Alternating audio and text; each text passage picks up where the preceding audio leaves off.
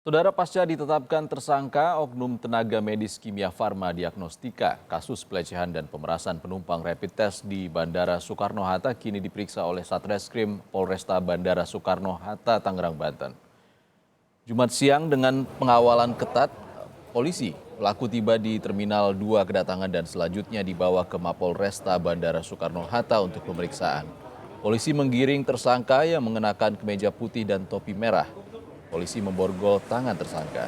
Sempat melarikan diri, tersangka akhirnya ditangkap tim Garuda Satreskrim Polresta Bandara Soekarno-Hatta di kediaman indekosnya di daerah Balige, Kabupaten Toba, Sumatera Utara.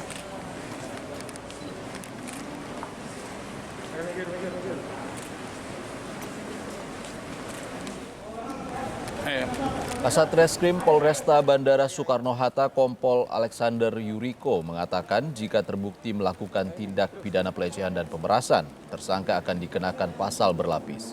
Sementara itu tersangka diduga merupakan lulusan di salah satu universitas kedokteran swasta di Sumatera Utara. Penangkapan tersangka bermula saat seseorang yang diduga menjadi korban pelecehan dan pemerasan mengunggah ceritanya di media sosial, kemudian viral. Polisi pun menindaklanjuti dugaan kasus pidana ini.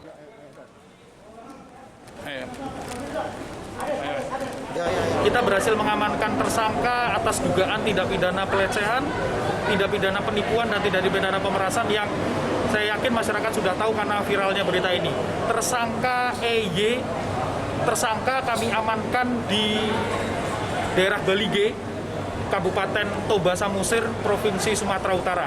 Sekarang yang bersangkutan atau tersangka akan kami bawa ke kantor Mapolresta Polres Kota Bandara Soekarno-Hatta untuk penyidik ambil keterangan. Semoga dengan telah ditangkapnya tersangka, dugaan tindak pidana, bagaimana rangkaian tindak pidananya, bagaimana hal tersebut bisa terjadi, dan banyak pertanyaan lain dapat segera terjawab untuk dapat kami sampaikan lagi kepada masyarakat. Polisi sudah memeriksa 15 saksi dalam kasus pelecehan dan pemerasan ini. Saksi yang diperiksa mulai dari korban, saksi ahli, hingga perusahaan tempat tersangka bekerja yakni PT Kimia Farma. Menurut rencana, penyidik akan memanggil Ikatan Dokter Indonesia serta universitas yang menaungi tersangka EF untuk memastikan gelar akademisnya. EF diketahui merupakan seorang sarjana kedokteran di sebuah universitas swasta di Sumatera Utara.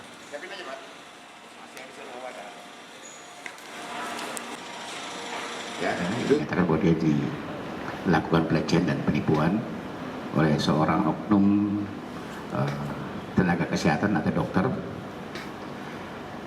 Sudah 15 saksi yang kita lakukan pemeriksaan, ya, termasuk korban sudah kita lakukan pemeriksaan. Kemudian juga ada rekan dekatnya korban, juga ada beberapa ahli, ya, saksi ahli yang kita lakukan pemeriksaan, termasuk di dalamnya adalah P2TP2 dari Gianyar.